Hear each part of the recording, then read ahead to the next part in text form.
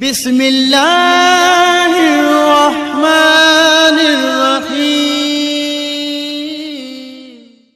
الحمد للہ رب العالمین الصلاة والسلام علی سید المرسلین وعلی آلہ واصحابہ اجمعین اما بعد فاعوذ باللہ من الشیطان الرجیم بسم اللہ الرحمن الرحیم۔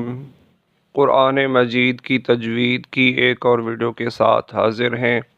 آج کی یہ ویڈیو انتہائی اہم ہے۔ آج کی اس ویڈیو میں ہم یہ جانیں گے کہ وہ کون سی صورتیں ہیں کہ جن میں ادغام کا قاعدہ ہونے کے باوجود بھی ادغام نہیں ہوتا، اور ویڈیو کے آخر میں ہم آپ کو بتائیں گے کہ وہ کون سے 4 کلمات ہیں جن میں اظہار مطلق ہوتا ہے، یعنی جن میں کبھی بھی غنہ نہیں ہوتا۔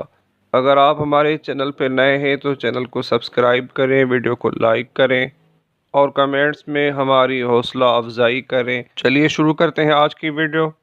ادغام کا قاعدہ یہ ہے کہ نون ساکن اور تنوین کے بعد حروف یرملون میں سے کوئی حرف آئے گا تو نون ساکن اور نون تنوین میں ادغام ہوگا، غنہ کر کے پڑھیں گے۔ لیکن ایک صورت ایسی ہے جس میں ادغام کا قاعدہ پایا جاتا ہے لیکن اس میں ادغام بھی نہیں ہوتا اور غنہ بھی نہیں ہوتا۔ وہ صورت یہ ہے کہ نون ساکن اور نون تنوین آیت کے آخر میں آ جائے اور حروف یرملون میں سے کوئی حرف آیت کی ابتدا میں آ جائے۔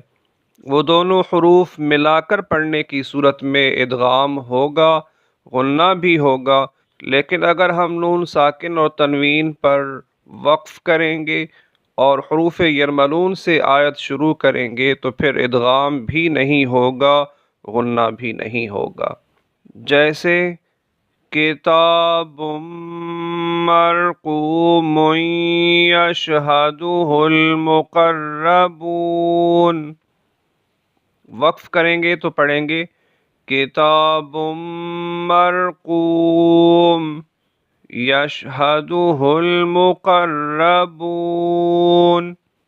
میقاتا یوم، وقف کی صورت میں پڑھیں گے میقاتا یوم ینفخ فی صحف مکرمۃ مرفوعۃ مطہرہ، وقف میں پڑھیں گے فی صحف مکرمہ مرفوعۃ مطہرہ مہادا والجبال، وقف میں پڑھیں گے مہادا والجبال اوتادا اوتادا وخلقناکم، وقف میں پڑھیں گے اوتادا وخلقناکم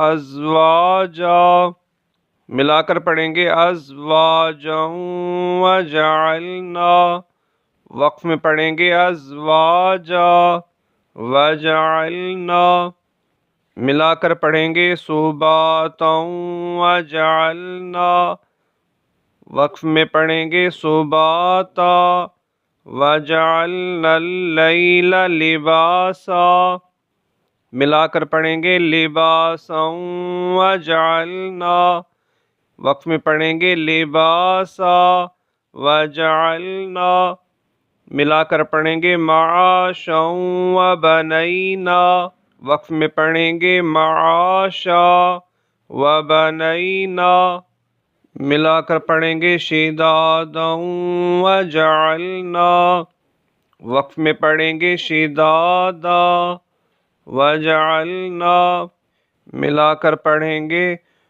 وہاجا وانزلنا، وقف میں پڑھیں گے وہاجا وانزلنا، ملا کر پڑھیں گے حبا ونباتا وجنات الفافا، وقف میں پڑھیں گے حبا ونباتا وجنات الفافا۔ ان آیات میں آیت کے آخری حرف پر تنوین ہے اور آیت کے پہلے حرف میں واو حروف یرملون میں سے ہے۔ ملا کر پڑھنے کی صورت میں ادغام اور غنہ ہوگا۔ وقف کریں گے تو ہم ہر ایک آیت کو الگ الگ پڑھیں گے، اور آیت کا جو پہلا حرف ہے جس میں ادغام اور غنہ ہو رہا تھا ملا کر پڑھنے کی صورت میں، وہ وقف کی صورت میں نہیں ہوگا۔ اسی آیت میں ایک مثال حروف یرملون میں سے لام کی بھی ہے، جیسے سجاجا لنخرج، وقف میں پڑھیں گے سجاجا لنخرج، لام حروف یرملون میں سے ہے لیکن وقف کریں گے تو لام میں ادغام نہیں ہوگا۔